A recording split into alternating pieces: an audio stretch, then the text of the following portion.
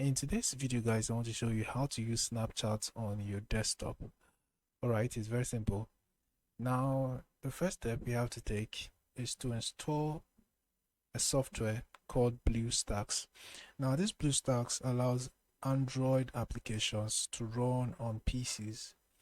So if you want to install this BlueStack, you have to head to any browser and visit bluestacks.com/download.html.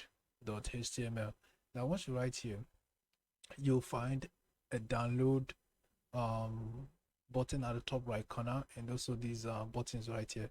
But click on the one at the top right corner in order for you to install the right version, which is going to be suitable for your PC.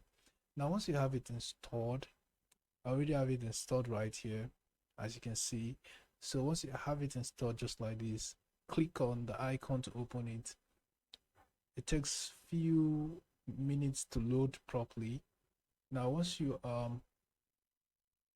it opens just like this, you're going to notice the search bar at the top of your screen, at the top left corner actually. So go ahead and click on the search icon and search for Snapchat. Now, once you search for Snapchat, you find the Snapchat appearing just like this. Though you're going to notice some slow performance on this BlueStack.